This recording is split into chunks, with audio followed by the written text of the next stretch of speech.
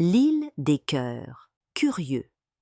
Théo était un petit garçon plein de vie, qui courait plus vite que ses idées. Il aimait les dinosaures, construire des cabanes et poser des questions toutes les 2 minutes. Un soir, en s'endormant, une étoile filante traversa le ciel et déposa une plume brillante sur son oreiller. Une voix douce murmura « Prépare-toi, Théo, demain, tu pars pour un voyage sur l'île des cœurs curieux. » Le lendemain, Théo cligna des yeux et se retrouva dans un ballon dirigeable coloré. À côté de lui, une fille au casque rose dessinait des étoiles sur un carnet sans lever les yeux. « Moi, c'est Théa, » dit-elle d'un ton calme. « Je n'aime pas trop parler, mais j'adore les formes parfaites. »« Moi, c'est Théo. Je peux courir partout ici ?» ?»« Oui, ici, tout le monde est différent et c'est comme ça que l'île est magique. » Arrivés sur l'île, ils découvrirent 3 chemins, chacun marqué d'un symbole. Le premier chemin était marqué d'un éclair en spirale. Le deuxième chemin était marqué d'une pièce de puzzle brillante. Et le troisième d'une goutte scintillante. Une vieille dame souriante leur dit « Chacun de ces chemins vous fera découvrir un cœur différent. Vous verrez, ils sont tous uniques. » Théo choisit le chemin de l'éclair. Il se retrouva dans une forêt où tout allait très vite.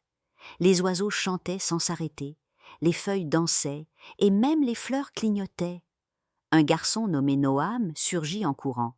« Bienvenue ! Ici, nos pensées sont comme des feux d'artifice. » Théo le suivit dans une maison remplie de trampolines, de jeux en mouvement et de listes rigolotes. « J'ai un TDAH, » dit Noam. « Ça veut dire que mon cerveau fait des cabrioles. Parfois, je m'éparpille, mais si tu me laisses bouger et que tu m'aides à me concentrer, je peux faire de grandes choses. » Théo sourit. « Moi aussi, je bouge tout le temps. On ferait une super équipe. » Théa guida Théo sur le sentier du puzzle. Ils arrivèrent dans un monde très organisé, où tout brillait avec harmonie. Une fille nommée Caroline les accueillit. « Ici, les lumières ne sont jamais trop fortes, les sons sont doux et on respecte les règles. » Théo demanda « Pourquoi tout est si calme ?» « Parce que certains cerveaux comme le mien aiment quand tout est prévisible. J'ai un TSA.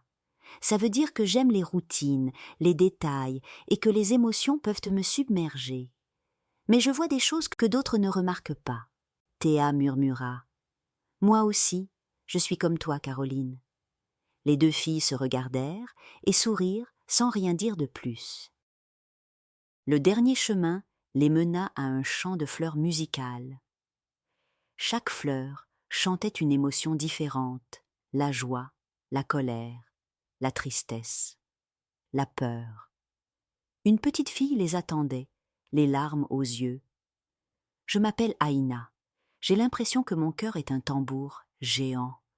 Je ressens tout, très fort. » Elle cueillit une fleur rouge et dit « Quand quelqu'un crie, même un peu, mon cœur pleure. Mais quand quelqu'un me fait un câlin, c'est comme un feu d'artifice dans mon ventre. » Théo tendit la main. « Tu as un super pouvoir. Tu ressens l'amour mieux que personne. » Aïna sourit. Le soir, tous se retrouvèrent au sommet de l'île. Une immense fête se préparait. Il n'y avait pas de musique forte, pas de lumière qui clignote trop vite, juste de la bienveillance. Chacun avait un rôle. Noam faisait les jeux, Théa les dessins parfaits, Caroline les décorations, et Aïna choisissait les couleurs selon l'émotion du moment. Théo, lui, avait préparé un discours. « Aujourd'hui, j'ai compris que nos cerveaux sont comme des instruments différents. Certains tambourinent, d'autres vibrent doucement, d'autres encore dessinent en silence. Mais tous ensemble, on peut jouer une merveilleuse symphonie. » Le lendemain, Théo se réveilla dans son lit. Sur sa table de nuit, une graine brillait doucement. Il la planta dans un pot. Chaque fois qu'il rencontrait quelqu'un de différent, il arrosait sa graine avec de la gentillesse. Un jour, une fleur multicolore poussa. Chacun pense, ressent et agit à sa manière. Certains cerveaux aiment le calme, d'autres le mouvement. Certains ressentent tout plus fort. Comprendre ces différences, c'est comme découvrir des mondes invisibles. Et ensemble, ils rendent le monde encore plus beau. Bonne nuit, mes petits rêveurs.